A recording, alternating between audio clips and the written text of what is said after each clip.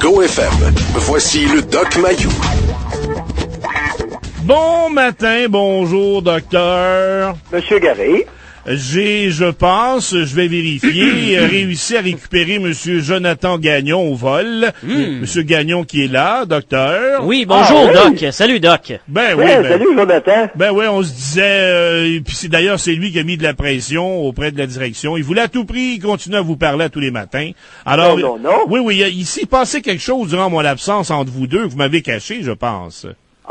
Écoute, j'ignore à quoi tu réfères, là. Mais non, mais de l'amitié grandissante et je sais pas, il y aurait eu quelque chose. En tout cas, je sais pas. C'est sûr que 3 mois ensemble, à tous les matins, sur semaine, veut pas, comme dirait l'autre, veut pas, oui. On construit quelque chose de solide, n'est-ce pas, Doc? Bon, ben, coudonc. Alors, ça fait les mamours, là, mes fifons en matin. Docteur, hier midi, à l'autre émission que j'anime, je recevais l'auteur d'un livre, Madame Annick Lapratte, qui vient d'écrire un livre qui s'appelle « Se libérer des âmes errantes », ou en bon québécois, « Se libérer des fantômes ».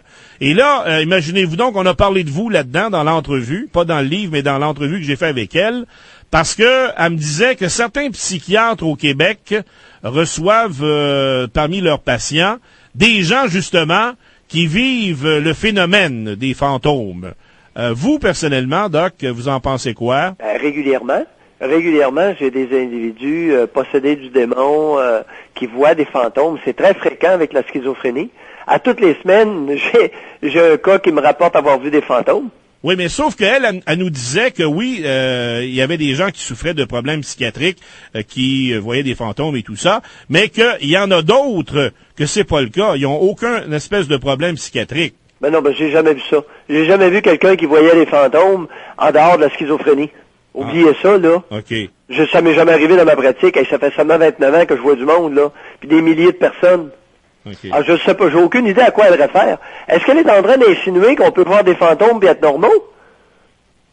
Mais elle, là, avec ce livre-là, docteur, premièrement, c'est basé sur l'expérience de sa propre fille.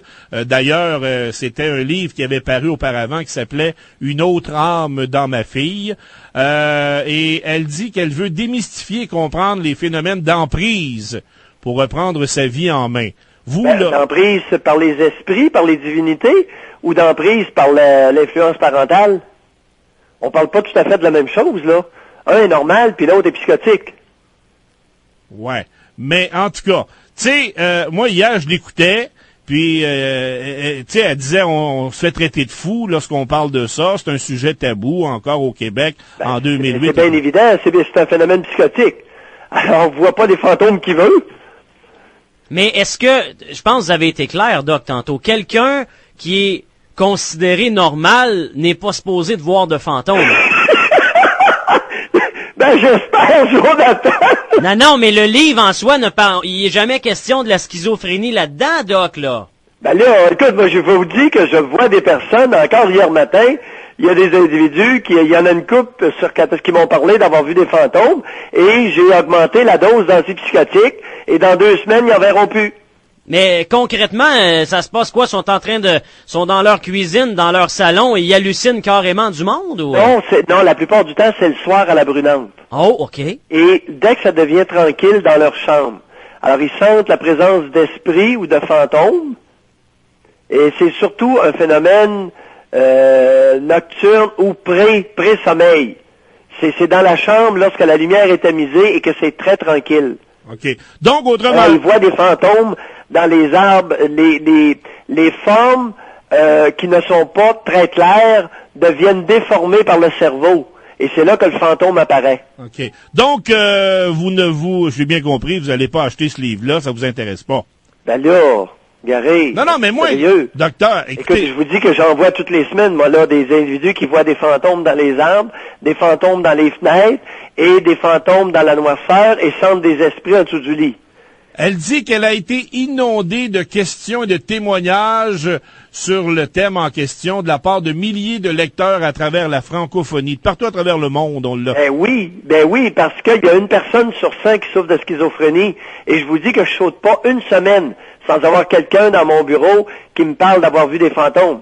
OK. Donc, oui. Donc tous ces gens-là, incluant Madame Laprate finalement, parce que là, je vois bien que elle aussi peut-être a des problèmes, je sais pas. Je sais qu'elle nous Non, ce qui arrive, c'est qu'elle a parlé de sa fille. Tu as mentionné tout à l'heure que ce phénomène-là appartenait à sa fille. Oui.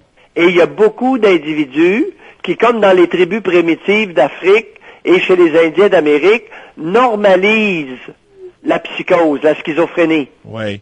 Alors, avant les traitements de la schizophrénie, on la normalisait. On disait que c'était le sorcier du village. Tu comprends? Oui, parce C'était celui qui était en communication avec les esprits des défunts. Alors, on lui octroyait un rôle normal avec sa schizophrénie. Au lieu de dire il est cinglé, on disait, écoute, il est en contact avec les esprits, puis lui, il a un rôle très particulier dans le groupe. OK. Alors, c'était le sorcier, le chaman. Ouais. Comprends-tu? Ouais. Doc, ici, là, le seul endroit dans ce qui était pondu finalement comme texte pour vendre un peu le livre, là, où on touche d'une certaine façon des troubles psychiatriques, c'est qu'on place vraiment là les paramètres assez larges. On dit de l'emprise aux troubles psychiatriques, des maisons hantées à la géobiologie, un livre qui se veut un tour d'horizon qui favorise des pistes de réflexion qui permettent à faire des choix éclairés et appropriés pour retrouver son bien-être et le maintenir. Donc, c'est pas exclusivement relié, exemple, aux troubles psychiatriques, mais ça en fait partie.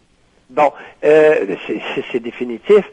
Il y a une autre catégorie. Alors, il y a les individus, ceux qui voient des fantômes. Il y a des individus qui souffrent carrément de schizophrénie. Okay. Bon, ça, c'est correct. Et il y a un pourcentage de la population extrêmement suggestible. Et si on leur dit qu'une maison est hantée, ils vont se mettre à avoir peur et à interpréter chaque petit bruit comme étant une manifestation des esprits qui hantent la maison. Ben oui, mais ça peut même aller, docteur, jusqu'à quelqu'un qui entend les toilettes déclencher, puis la douche partir dans la maison. Ouais, ben là, on se rapproche davantage de la schizophrénie, là. Ah bon. Tu comprends? Okay. Mais il y a une marge, il y a des individus très suggestibles. Ouais. Et ça leur provoque, ils sont très près de leur pensée magique. Les petits-enfants de 4-5 ans, on peut leur faire à croire à peu près n'importe quoi. Et ils vont vous raconter des histoires très convaincantes de phénomènes paranormaux ou ésotériques. Parce que ils sont au stade de la pensée magique. Ils ont de la difficulté à distinguer entre l'imaginaire et la réalité. Les petits 4-5 ans. C'est pour ça qu'ils croient au Père Noël, à la Fée des Étoiles, puis au Bonhomme 7 heures, puis toutes ces niaiseries-là. Comprenez-vous? Ouais. Et si les parents sont vraiment innocents, ou que l'enfant est un peu taré, il va continuer dans cet état-là, sans la présence d'une maladie.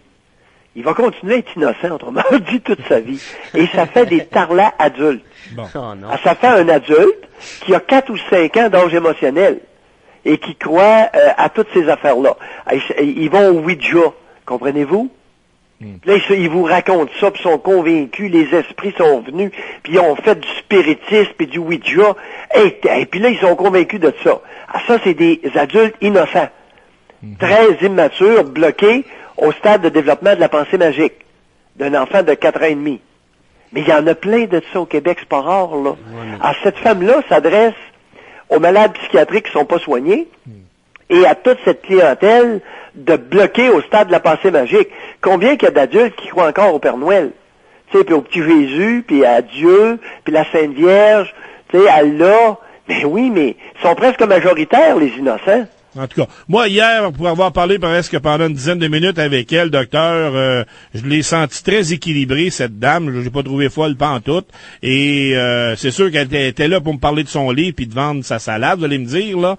Mais en tout cas, elle me disait qu'il y avait au moins un psychiatre à sa connaissance au Québec qui était d'accord avec elle, qu'on pouvait se libérer de ces âmes errantes. Bon. Régulièrement, Garé, oui, je rencontre des patients psychiatriques qui sont allés se faire exorciser par des prêtres. Encore aujourd'hui, ça existe. Oui. OK? Comme dans le film Exorciste, là. Oui. OK. Ils sont allés, puis il y en a sur la côte, il y en a partout. Il y en a, dernière équipée, là, il était allé sur la Côte-Nord, et puis la patiente s'était vue imposer les mains et une séance d'exorcisme pour enlever Satan qui l'habitait. Alors encore en 2007, 2008, ça existe, les séances d'exorcisme. Ils font ça discrètement parce qu'ils ont peur de se faire traiter de malade. Mais finalement, elle a abouti dans mon bureau. Je l'ai soignée avec des antipsychotiques et elle était tellement libérée. Évidemment, la séance d'exorcisme avait strictement rien fait. Ouais. Doc, Et dans sa famille, il y avait de la schizophrénie et il n'y en a pas un qui était soigné, il se faisait exorciser. OK. Ah, ça existe encore, ces histoires-là. Ben, coudonc. Alors, ceux qui... Et cette dame-là, tout à l'heure, elle a parlé de sa fille. Oui, oui. Qu'est-ce qu'elle a dit concernant sa fille? Ben, qu'est-ce qu'elle a dit? C'est que c'est le livre dont je vous parlais, là, c'est la suite du premier livre qu'elle a écrit, qui s'intitulait Une autre âme dans ma fille. Et sa fille a été libérée. Elle était aux prises avec un phénomène d'emprise par une âme errante. Elle a été libérée. Et Une âme errante étant des esprits. ben, c'est ça. Bon, elle croit que sa fille a été libérée. Alors, il y a beaucoup de mères, particulièrement au Québec, qui sont incapables d'accepter que leur enfant puisse souffrir de schizophrénie.